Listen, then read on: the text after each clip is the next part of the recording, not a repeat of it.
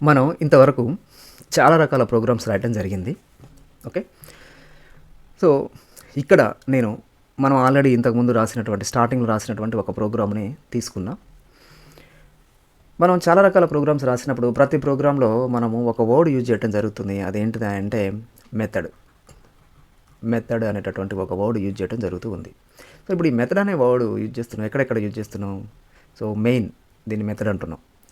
Print method, next method, మళ్ళీ print వచ్చింది. Next ఇంట్ మెథడ్, ప్రింట్ మెథడ్, నెక్స్ట్ ఇంట్ method, print line method. So ఇది మనకు 5 టైమ్స్ వచ్చింది. దాని తర్వాత ఇంకా ఈ ప్రోగ్రాంలో క్లోజ్, ఇదొక మెథడ్. సో ఇట్లా మనము వీటిని మెథడ్ మెథడ్ మెథడ్ అంటున్నాం. నేను ప్రతి ప్రోగ్రాంలో మెథడ్ అనేటటువంటి వర్డ్ వాడుతున్నాం, వీటిని యూజ్ చేయడం జరుగుతూ ఉంది. కానీ ఇంతవరకు మనం మెథడ్ అంటే ఏంటిది అనేది అసలు ఇంతవరకు చదవలేదు. సో ఈరోజు మనం మెథడ్ అంటే ఏంటిది, దానికి సంబంధించిన డీటెయిల్స్ కొంత డిస్కస్ చేసే ప్రయత్నం చేద్దాం.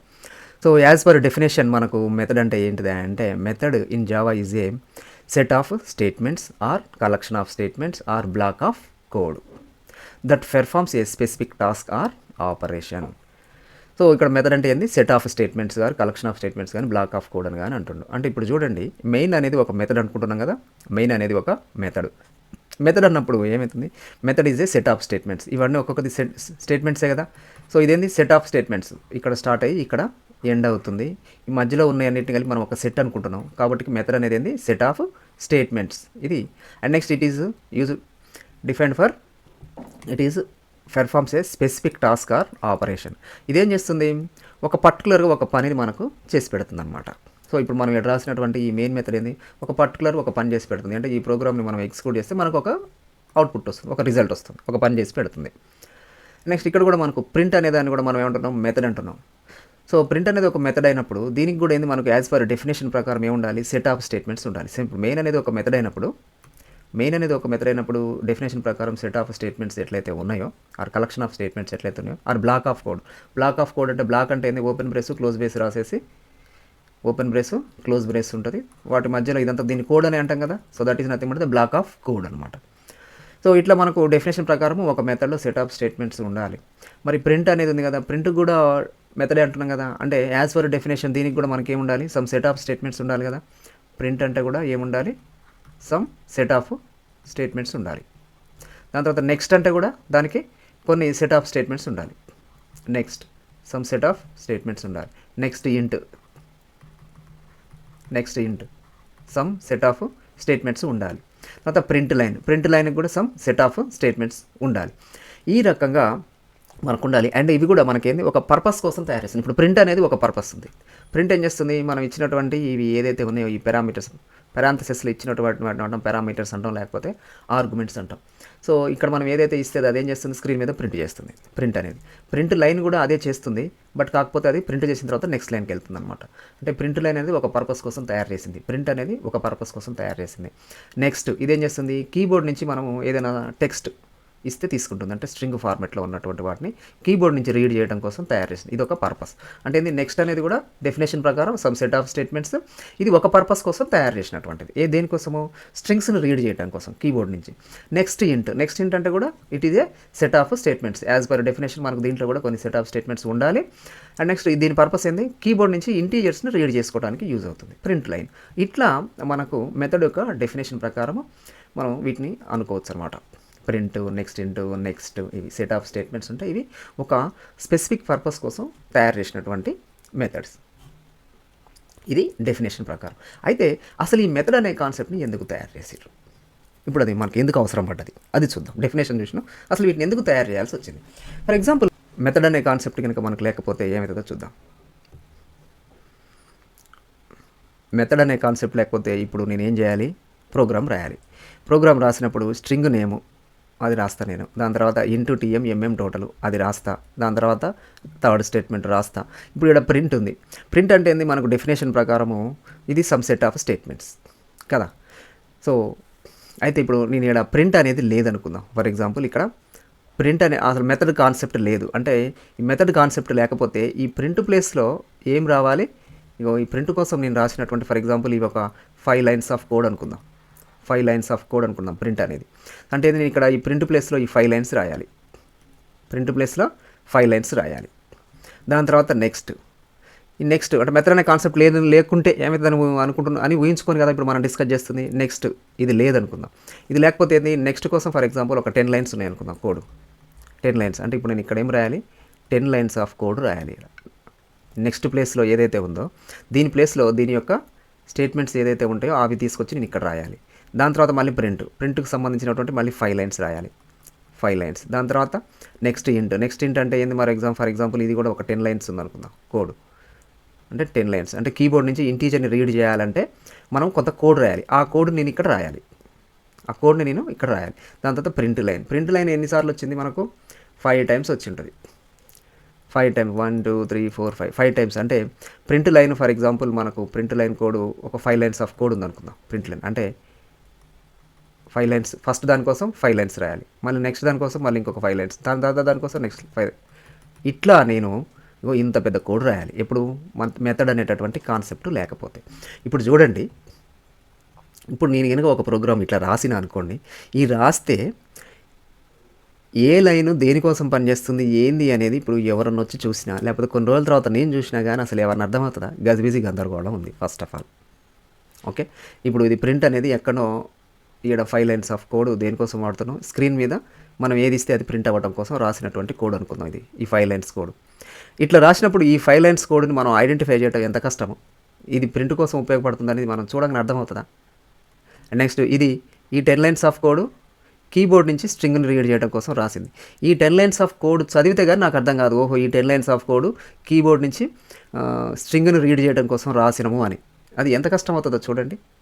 సో ఇది మనకు చూడంగానే అర్థం కాదు అసలు ఈ ప్రోగ్రామ్ మొత్తం పైనుంచి. బట్ ఇక్కడ చూడండి, ఈ ప్రోగ్రామ్ చూడంగానే మనకు ఇది ప్రింట్ అనగానే ఓహో ఇది ప్రింట్ చేస్తుంది, ఇది నెక్స్ట్ అనగానే కీబోర్డ్ నుంచి స్ట్రింగ్ని రీడ్ చేస్తుంది, నెక్స్ట్ ఇంట్ అనగానే కీబోర్డ్ నుంచి ఇంటీజర్ని రీడ్ చేస్తుంది, ప్రింట్ లైన్ అనగానే ఇది ప్రింట్ చేస్తుంది. ఇవి చదవంగానే మనకు ఎమ్మటే ఈజీగా అర్థమైపోతుంది. ఈ ప్రోగ్రామ్ చూడంగానే అర్థమైపోతుంది జావా లాంగ్వేజ్ తెలిసిన వాళ్ళకి. ఇది Java language even Java language తెలిసినోడైనా కానీ ఒకవేళ ఈ కాన్సెప్ట్ లేకుండా ఇట్లా కనుక రాస్తే వాడు మొత్తం చదవాలి. అంటే ఇప్పుడు ఫర్ ఎగ్జాంపుల్ మనం ఇది ఒక 15 లైన్స్ ఏదో ఉంటుంది కోడ్. ఈ 15 లైన్స్ ఆఫ్ కోడ్ మనం ఒకవేళ మెథడ్ అనే కాన్సెప్ట్ లేకుండా రాయాల్సి వస్తే ఏంటంటే 100 లైన్లు అవుతుంది, 150 లైన్లు అవుతుంది. అది మొత్తం చదివితే తప్ప మనకు వాడికి ఎక్కడెక్కడ ఏమేమి జరుగుతుందో అర్థం కాదు. అంటే జావా లాంగ్వేజ్ వచ్చినోడికి కూడా చదవడం చాలా కష్టం అవుతుంది ఒకవేళ ఇట్లా రాస్తే కదా. అండ్ నెక్స్ట్ ఇక్కడ చూడండి, ఈ ప్రింట్ అనేది ఇక్కడ మనం ఈ 5 లైన్స్ ఆఫ్ కోడ్ అనుకున్నాం కదా, ఈ 5 లైన్స్ ఆఫ్ కోడ్ ఇక్కడ ఒక కార్డ్ వచ్చింది, అండ్ నెక్స్ట్ మళ్ళీ ఇంకొక కార్డ్ ఒకసారి వస్తుంది, అండ్ నెక్స్ట్ మళ్ళీ ఇంకొక కార్డ్ ఒకసారి వస్తుంది. ఓకే, అంటే ఏంది, ఈ 5 లైన్స్ ఆఫ్ కోడ్ నేను ఇక్కడ రాసిన అంటే ఇది మనకు ఈ ప్రింట్కి సంబంధించినటువంటిది మనకు 3 టైమ్స్ యూజ్ అయింది. అంటే ఈ 3 టైమ్స్ నేను ఈ 5 లైన్స్ ఆఫ్ కోడ్ రాస్తూనే ఉండాలి. 3 టైమ్స్ 5 లైన్స్ ఆఫ్ కోడ్ రాస్తూనే ఉండాలి. Next coming to the print line కోసం మనం ఎన్నిసార్లు రాయాలి, సేమ్ రాసినటువంటి కోడ్ నేను 5 టైమ్స్ రాయాలి. 1 2 3 4 5 సేమ్ టైప్ ఆఫ్ కోడ్ నేను 5 టైమ్స్ రాయాలి. సేమ్ అదే పని కదా జరిగేది. బట్ కాకపోతే ప్రింట్ చేసేటటువంటి వాల్యూస్ డిఫరెంట్ ఉన్నాయి, కానీ కోడ్ అయితే సేమ్ అదే రాయాలి కదా. నేను 5 టైమ్స్ రాయాలి, రాసిన కోడే 5 టైమ్స్ రాయాలి. ఎంత పెద్దగా వస్తుంది చూడండి. అండ్ నెక్స్ట్ రాసిన కోడే మళ్ళీ రాయాల్సి వస్తుంది అనమాట. అట్లా కాకుండా ఏం చేసి రాయంటే వీళ్ళు ఈ ప్రాబ్లమ్స్ అన్నిటిని ఓవర్కమ్ చేయడం కోసం ఏం చేసిరంటే ఒక అద్భుతమైనటువంటి కాన్సెప్ట్ని తీసుకొచ్చారు, అదే మెథడ్. ఇప్పుడు వీళ్ళు ఏం చేశారు, ఈ కాన్సెప్ట్ ప్రకారం మనకు ఎక్కడైతే ఒక పర్పస్ కోసం రాసినటువంటి కోడ్ ఏదైతే ఉందో, అంటే ఇప్పుడు ఇది ప్రింట్ కోసం రాసినటువంటి కోడ్, అంటే స్క్రీన్ మీద ప్రింట్ చేయడం, ఇది ఒక పర్పస్ కోసం రాసినాం. ఇది ఇక్కడ యూజ్ అయింది అండ్ నెక్స్ట్ ఇంకొక యూజ్ అయింది అనుకుంటున్నాం. సేమ్ రాసినటువంటి కోడ్ మనం 3 టైమ్స్ రాస్తున్నాం. వాళ్ళు ఏం చేసిరా అంటే ఇది ఒక పర్పస్ కోసం రాస్తున్నటువంటి సేమ్ టైప్ ఆఫ్ కోడ్ని వాళ్ళు ఏం చేసిరా అంటే సపరేట్ చేసి ఆ 5 లైన్స్ ఆఫ్ కోడ్ రాసి దాన్ని ఒక బ్లాకుగా పెట్టి దానికి ఒక పేరు ఇచ్చారు, ప్రింట్ అని. ఓకే, అండ్ నెక్స్ట్ దాని తర్వాత కీబోర్డ్ నుంచి ఒక స్ట్రింగ్ని రీడ్ చేయడం కోసం రాసినటువంటి కోడ్ ఉంది. ఓకే, ఇది కూడా మళ్ళీ రిపీట్ అవుతుంది. దాన్ని ఏం చేశారు, దాన్ని ఒక సపరేట్ చేసి ఆ 10 లైన్స్ ఆఫ్ కోడ్ రాసి దాన్ని ఒక బ్లాక్లో పెట్టి దానికి ఒక పేరు ఇచ్చారు. అట్లా నెక్స్ట్ దాని తర్వాత ప్రింట్ లైన్, దాని తర్వాత క్లోజు, ఇట్లా రాసి మనకు ఆ పని కావాల్సిన సందర్భం, అంటే స్క్రీన్ మీద నేను ఏదైనా ప్రింట్ చేయాల్సి వచ్చినప్పుడు ఆ 5 లైన్స్ ఆఫ్ కోడ్ రాయాల్సిన అవసరం లేకుండా ఆ పేరుని తీసుకొచ్చి పెట్టారు ఇక్కడ వాళ్ళు. జస్ట్ ఆ పేరుని తీసుకొచ్చి ఇక్కడ పెట్టారు. సో దానివల్ల ఏమవుతుంది, మనకు ఈ 5 లైన్స్ ఆఫ్ కోడ్ రాయాల్సిన అవసరం లేదు, జస్ట్ ఆ పేరు వాడితే సరిపోయింది. మనకు ఏమైంది చూడంగానే ఇది ప్రింట్ అవుతుంది అని అర్థమైపోతుంది. నెక్స్ట్ ఇక్కడ ఏంది, మనకు ఈ ప్రింట్ అనేది మన స్క్రీన్ మీద ప్రింట్ చేయాల్సిన సందర్భం వచ్చినప్పుడు ఈ 5 లైన్స్ ఆఫ్ కోడ్ రాస్తున్నాం కదా, ఇంకా అది రాయకోకుండా అక్కడ జస్ట్ ప్రింట్ అని ఒక వర్డ్ రాస్తే సరిపోయింది. ఈ 5 లైన్స్ ఆఫ్ కోడ్ ప్లేస్లో ప్రింట్ రాస్తే సరిపోయింది, ఈ 5 లైన్స్ ఆఫ్ కోడ్ ప్లేస్లో ప్రింట్ అని రాస్తే సరిపోయింది. చూడండి ఇప్పుడు ఈ కాన్సెప్ట్ అవడం వల్ల ఎంత ఈజీ అయిందో. ఓకే, సో ఈ విధంగా ఈ కాన్సెప్ట్ డెవలప్ చేయడం వల్ల మనకు ఇన్ని అడ్వాంటేజెస్ ఉన్నాయి. ఇంకా దీంట్లో మనకు ఏమేమి అడ్వాంటేజెస్ ఉన్నాయి, దీన్ని ఎందుకు తయారు చేసారు ఏందనేది చూద్దాం. ఫస్ట్ వన్ ఏంటంటే మాడ్యులారిటీ. సో మాడ్యులారిటీ అనేది ఏంటంటే మనం ఒక పెద్ద ప్రోగ్రామ్ని అది స్మాల్ ప్రోగ్రామ్స్గా డివైడ్ చేసింది. అండ్ ఇది దానివల్ల ఏంటంటే మనకు మోర్ మేనేజ్ చేయడం అనేది చాలా ఈజీగా ఉంటుంది అనమాట. సో ఈ ప్రోగ్రామ్ మనం స్మాల్ పీసెస్గా కూడా తయారు చేయొచ్చు. ఇప్పుడు ఏమైంది చూడండి, ఇప్పుడు ఇంత పెద్ద ప్రోగ్రాము మనకు ఇంత పెద్ద ఒక 100 lines ఆఫ్ కోడ్ రాయాల్సినటువంటి ప్రోగ్రామ్ని స్మాల్ మాడ్యూల్స్గా స్మాల్ పార్ట్స్ మనం తయారు చేసి ఎంత సింపుల్గా రాసినాం చూడండి, ఈజీగా అయిపోలే. చూడంగానే కూడా మళ్ళీ మనకి ఏమంటే అర్థమైపోతుంది. సో ఇది మాడ్యులారిటీ అన్నమాట. అండ్ రీయూజబిలిటీ, మనము రాసినటువంటి కోడ్ని మనం చాలాసార్లు రాయాల్సి వస్తుంది. ఇప్పుడు ఏంది, ప్రింట్ లైన్ కోసం మనం ఒక బ్లాక్ రాసిరు, ప్రింట్ లైన్ ఒక మెథడ్ కాన్సెప్ట్ తయారు చేసినాం అనుకోండి. సో ఇప్పుడు మనం ఎక్కడ అవసరం పడితే అక్కడ ఆ ప్రింట్ లైన్ రాస్తున్నాం. రీయూజబిలిటీ ఉంది. ఇప్పుడు ఇక్కడ రీయూజబిలిటీ ఎక్కడ అవసరం పడితే అక్కడ, ఇప్పుడు మన స్క్రీన్ మీద ప్రింట్ చేయాలి, ప్రింట్ చేసిన తర్వాత అది నెక్స్ట్ లైన్కి వెళ్ళాలి. ఆ అవసరం పడ్డది అనుకోండి, జస్ట్ ప్రింట్ లైన్ అని రాస్తే సరిపోతుంది. ఇప్పుడు మొత్తం 10 లైన్ల కోడ్ రాయాల్సిన అవసరం లేదు ఇక. సో రీయూజబిలిటీ అనేది మనకు అంటే ఎక్కడ అవసరం పడితే అక్కడ మనం ప్రోగ్రాంలో వాడుకోవచ్చు. ప్రతి ప్రోగ్రాంలో ఏ ప్రోగ్రాంలో దీన్ని రాసుకోవచ్చు. అంటే ఒకసారి కనుక మనము ఈ మెథడ్ అనే కాన్సెప్ట్ తోటి ప్రింట్ లైన్ అనేటటువంటి ఒకసారి వాళ్ళు మెథడ్ కనుక తయారు చేసి పెడితే మనం ఎక్కడ కావాలంటే అక్కడ ఈ అవసరం పడ్డప్పుడల్లా దీన్ని రాసుకోవచ్చు. ఇది రీయూజబిలిటీ. ఒకసారి రాసి పెడితే ఎక్కడ కావాలంటే అక్కడ వాడుకోవచ్చు. ప్రింట్ అంతే, నెక్స్ట్ కూడా అంతే. అండ్ రీడబిలిటీ, చూడండి ఇది చదవడానికి ఎంత ఈజీగా ఉందో, ఈజీగా చదువుతాం. అదే ఇట్లా ఉంటే అసలు ప్రోగ్రామ్ మొత్తం చదివినా కానీ మనం కన్ఫ్యూజ్ అవుతాము. ఏది ఎందుకు చేస్తుందో అర్థం కాదు, ఎక్కడెక్కడ ఏది ఎందుకు అర్థం కాదు, చాలా కన్ఫ్యూజ్ అవుతాం. మనం రాసిన ప్రోగ్రామ్ మనం కొన్ని రోజుల తర్వాత ఓపెన్ చేసి చదివినా మనకే అర్థం కాదు. ఇక మనం రాసిన ప్రోగ్రామ్ ఇంకొకటి చదివితే వాడికి కూడా కన్ఫ్యూజన్. ఈవెన్ జావా లాంగ్వేజ్ వచ్చినోడికి కూడా ఇట్లా చదవటం చాలా కష్టం అవుతుంది. బట్ ఇక్కడ చూడండి ఎంత సింపుల్గా ఉందో. ఓకే కదా. సో ఇది మనకు రీడబిలిటీని కూడా ఇంప్రూవ్ అవుతుంది అనమాట. చదవంగానే మనకి ఏమంటే అర్థమైపోతుంది ఏం జరుగుతుంది, ఏంటిది, దేని తర్వాత ఏం జరుగుతుంది, ఏంటిది అనేది. అండ్ నెక్స్ట్ ఇంకొకటి ఏంటిది, అబ్స్ట్రాక్షన్ అంటే ఏంటిది అంటే వెరీ సింపుల్. ఇది కూడా ఏం లేదు. ఇప్పుడు చూడండి ప్రింట్ మెథడ్ కూడా మనకేంది డెఫినేషన్ ప్రకారం దాంట్లో కూడా సమ్ సెట్ ఆఫ్ స్టేట్మెంట్స్ ఉంటాయని అనుకుంటున్నాం కదా. ఈ సెట్ ఆఫ్ స్టేట్మెంట్స్ ఏముంటాయో నీకు తెలుసా? తెలియదు. నాకు తెలుసా? నాకు కూడా తెలియదు. ఇందులో ఏం రాసిరో తెలియదు. నెక్స్ట్ కూడా సమ్ సెట్ ఆఫ్ స్టేట్మెంట్స్ ఉన్నాయి, ఇందులో ఈ కోడ్ ఏం రాసిరో నాకు కూడా తెలియదు. అంటే జావా లాంగ్వేజ్ ఇప్పుడు మనం నేర్చుకునే వాళ్ళకి ఎవరికి కూడా ఈ కోడ్ ఏంటో తెలియదు. బట్ డెఫినేషన్ ప్రకారం ఉంటాయని మనం అనుకుంటున్నాం. ప్రింట్ అనే దానికి సమ్ సెట్ ఆఫ్ డెఫినేషన్ ప్రకారం సమ్ సెట్ ఆఫ్ స్టేట్మెంట్స్ ఉండాలి, నెక్స్ట్ కూడా సమ్ సెట్ ఆఫ్ స్టేట్మెంట్స్ ఉండాలి, నెక్స్ట్ ఇంటికి కూడా సమ్ సెట్ ఆఫ్ స్టేట్మెంట్స్ ఉండాలి. ఎందుకంటే డెఫినేషన్ అట్లా ఉంది కాబట్టి మనం అట్లా అనుకుంటున్నాం.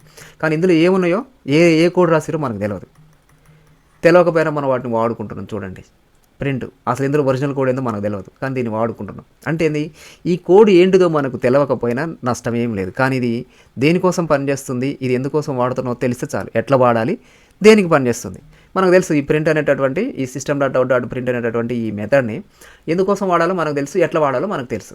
ఎందుకోసం వాడాలి, మనం ఏదైనా స్క్రీన్ మీద ప్రింట్ చేయాలంటే దీన్ని వాడాలి, అది తెలుసు. సో వాడుకుంటున్నాం. ఎట్లా వాడాలో తెలుసు. అంటే system.out.print అని రాసి దాంట్లో మనం ఏదైతే ప్రింట్ చేయాలో వాటిని పారాంథసిస్ మధ్యలో ఇవ్వాలి అని తెలుసు. ఎట్లా వాడాలో తెలుసు, ఎందుకోసం వాడాలో తెలుసు, మనం వాడుకుంటున్నాం. అది అందులో లోపల రాసిన కోడ్ ఏందో మనకు తెలవాల్సిన అవసరం లేదు. ఇదే అనమాట అబ్స్ట్రాక్షన్ అంటే. సో ఎందుకోసం వాడుతున్నాం, ఎక్కడ వాడాలి, ఎట్లా వాడాలి తెలిస్తే చాలు. దానికి కోడ్ అవసరం లేకపోకుండా మనం ఎవరైనా వాడచ్చు. సో ఇది కూడా ఒక మంచి యూజే కదా. సో కాబట్టి ఇన్ని రకాల ఉపయోగాలు ఉన్నాయన్నమాట ఈ మెథడ్ అనేటటువంటి అద్భుతమైన కాన్సెప్ట్ని డెవలప్ చేయడం ద్వారా. సో ఇది మీకు సింపుల్గా అర్థమైపోయింది అనుకుంటా. ఈ మెథడ్ అనేది ఎందుకు వాడుతున్నారు, ఏంటి, ఎందుకు తయారు చేసి ఏందనేది. అండ్ నెక్స్ట్ ఇక్కడ మనం చూస్తే చూడండి, మెయిన్ అనేటటువంటి ఈ మెథడ్ని మనం రాస్తున్నాం. ప్రతి ప్రోగ్రాంలో దీన్ని రాస్తున్నాం. ఇది ఒక special purpose method. So main అనేది మనమే రాసేది, ఈ కోడ్ అంతా మనమే రాస్తున్నాం కదా. సో మెయిన్ అనేదాన్ని మనం రాస్తున్నాం. ఓకే, బట్ ఈ ప్రింట్ అనేటటువంటి ఒక మెథడ్ ఉంది. అది ఎవరు రాసిర్రు? నెక్స్ట్ అనే మెథడ్ ఉంది. నువ్వు రాయలేదు, నేను రాయలేదు, నెక్స్ట్ కూడా నేను రాయలేదు, ప్రింట్ కూడా నేను రాయలేదు. మరి ఎవరు రాసిర్రు అంటే జావాని డెవలప్ చేసిన. ఇది జావా లాంగ్వేజ్లో ఉంది, దీన్ని మనం వాడుకుంటున్నాం అని చెప్పిన, అంతే కదా. ఈ నెక్స్ట్ ఇంటూ ఈ ప్రింట్ లైన్ ఇవన్నీ ఏంది జావా లాంగ్వేజ్లోనే ఉన్నాయి. జస్ట్ మనం వాటిని మన అవసరాల కోసం, ఆ పర్పస్ కోసం వాడుకుంటున్నాం. అంటే ఏంది, ఇప్పుడు ఈ మెయిన్ అనే దాన్ని ఏమో మనం రాస్తున్నాము, ఈ మెథడ్ని ఏమో మనం రాసినాము.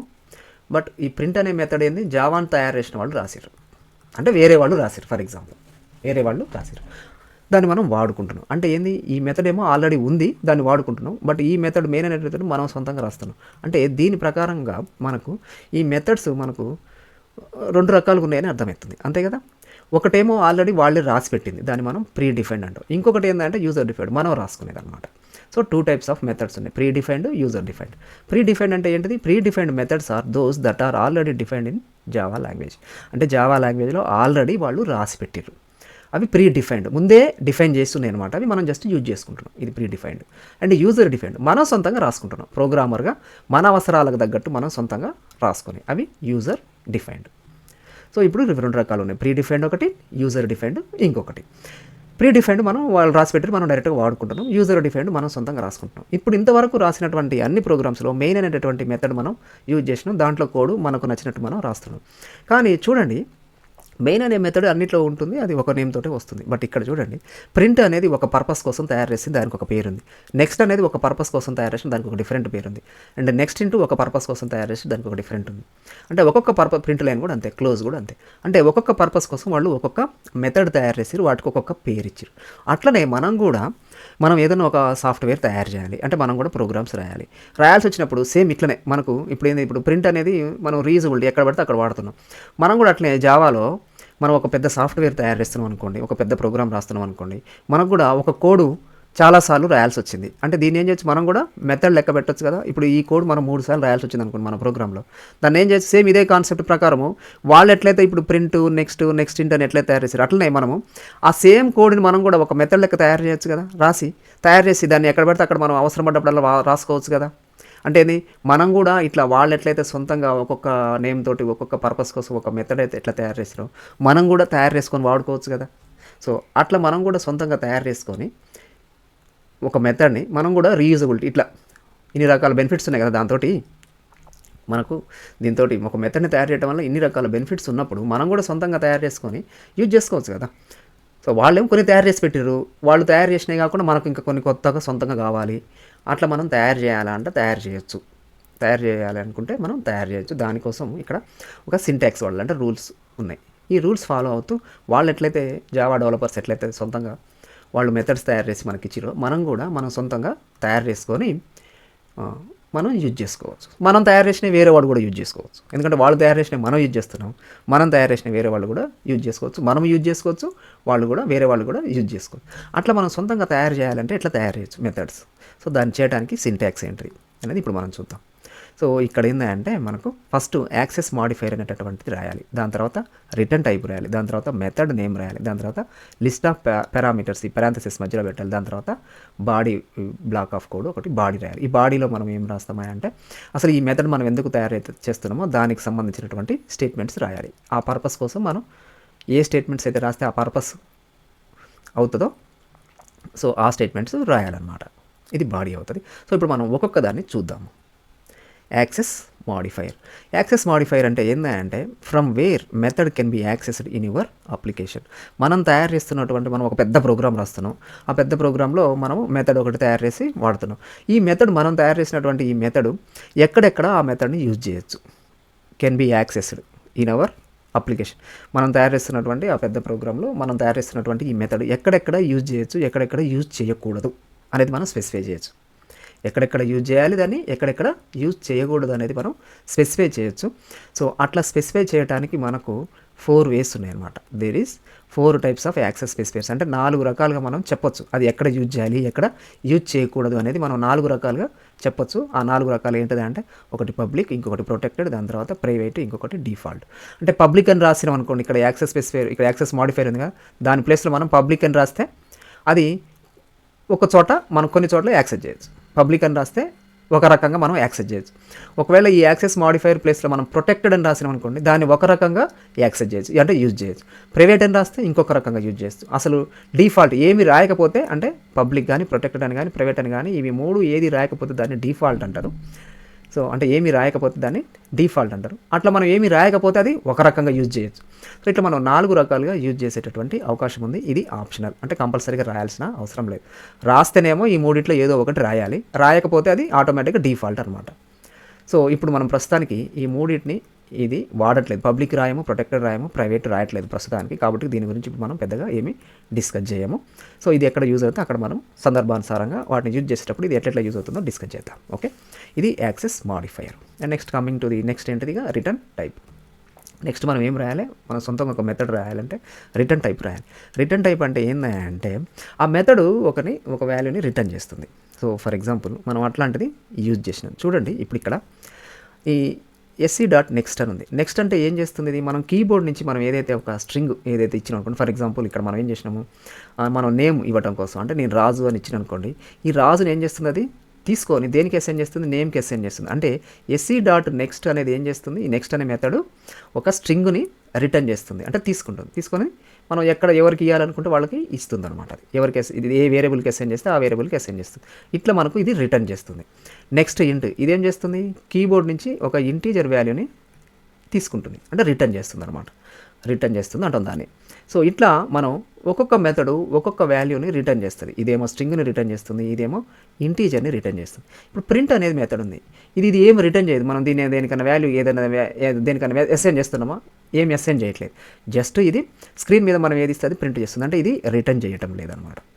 ఓకే, సో ఇట్లా మనకు కొన్ని మెథడ్స్ ఏమో కొన్ని వాల్యూస్ని రిటర్న్ చేసి వేరే వాటికి అసైన్ చేస్తాము, అండ్ కొన్ని మెథడ్స్ ఏమేమి రిటర్న్ చేయట్లేదు. సో అంటే ఏంది, కొన్ని మెథడ్స్ రిటర్న్ చేస్తాయి, కొన్ని మెథడ్స్ రిటర్న్ చేయట్లేదు. మీకు సింపుల్గా అర్థమైందని అనుకుంటున్నాను.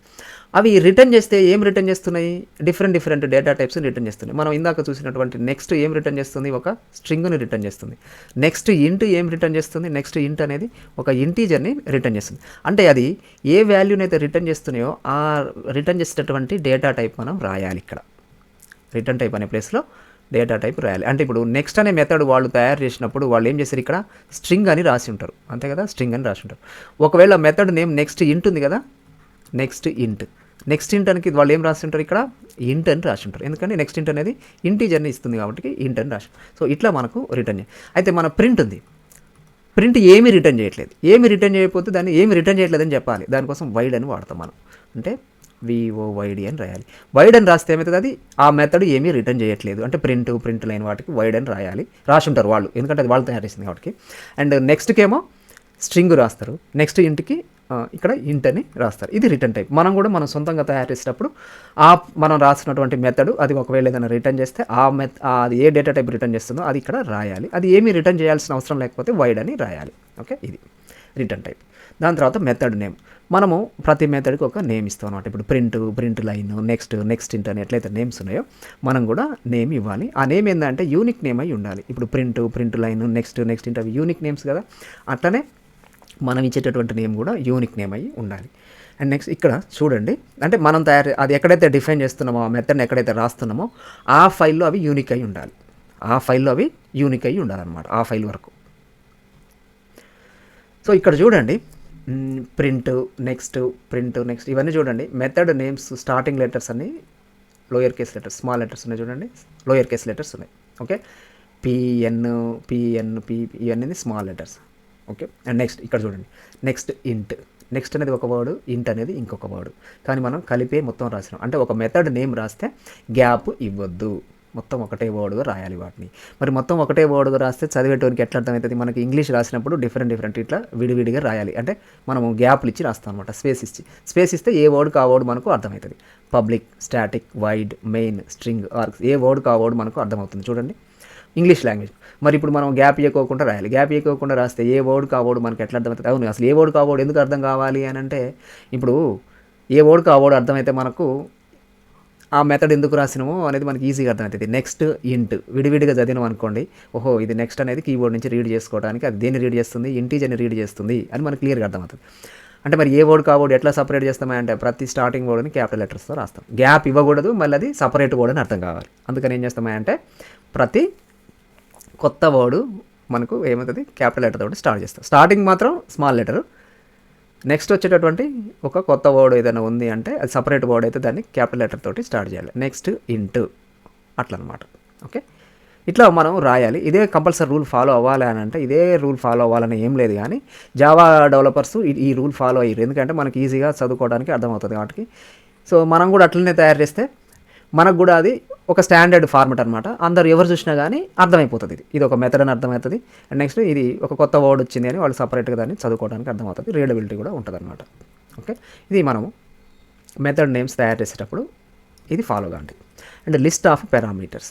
లిస్ట్ ఆఫ్ పారామీటర్స్ అంటే ఏంటంటే ఇప్పుడు మనకు ఇక్కడ ఆల్రెడీ మనం కొన్ని మెథడ్స్ చూసినాం కదా. ఇప్పుడు ఫర్ ఎగ్జాంపుల్ ప్రింట్ ఉంది, దీంట్లో మనం ఏంది పారాంథసిస్లో మనము ఇది పంపిస్తున్నాం, అంటే దీన్ని ఏమంటే మనం ఆర్గ్యుమెంట్ ఆర్ పారామీటర్ అని అంటాం. సో ఇది ఇట్లా ఏమవుతుందంటే మనం కొన్ని మెథడ్స్కి ఏం చేస్తామంటే పారామీటర్స్ పంపిస్తాం అనమాట. ఓకే, ఈ పారామీటర్స్ ఇప్పుడు ఇందులో మనకు ఒకటే ఉంది, ఇదంతా కలిపి ఒకటి కంటే ఎక్కువ ఉన్నదనుకోండి కామా పెట్టి మళ్ళీ అది రాయాలి, కామా పెట్టి మళ్ళీ అది రాయాలి, ఇట్లా మళ్ళీ క్లోజ్ వేసి సెమీకోలన్ పెట్టుకోవాలి, ఈ పారాంథసిస్ క్లోజ్ చేసి. అంటే ఒకటి కంటే ఎక్కువ ఉంటే వాటిని కామాతోటి సపరేట్ చేయాలన్నమాట. ఇక్కడ ఒకటే ఉంది కాబట్టి మనం సపరేట్ ఏం చేయాల్సిన అవసరం లేదు.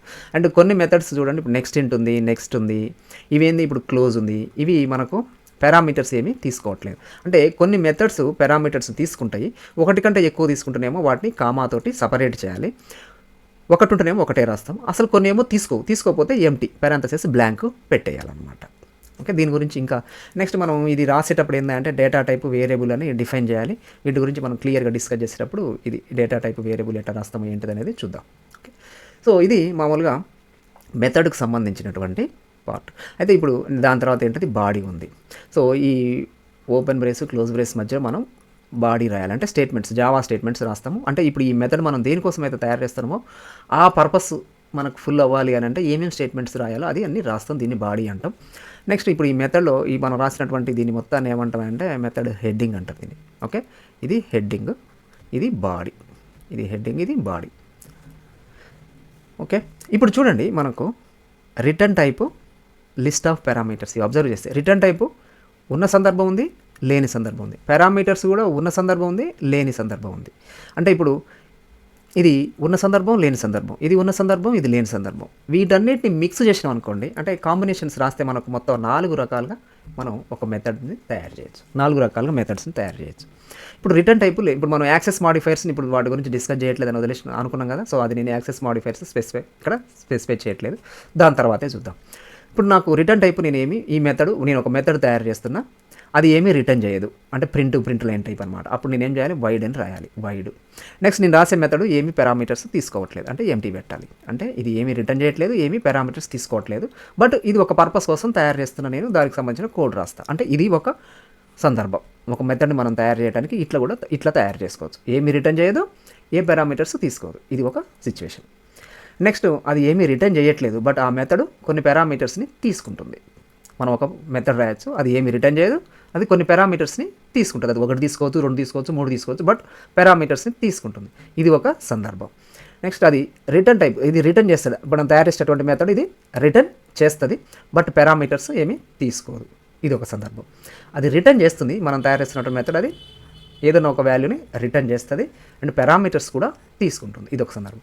సో ఇవి 4 టైప్స్గా మనం ఏం చేయొచ్చు, మెథడ్స్ని మనం ఇట్లా తయారు చేయొచ్చు. ఇవి తయారు చేసేటప్పుడు 4 టైప్స్ అనుకున్నాం కదా.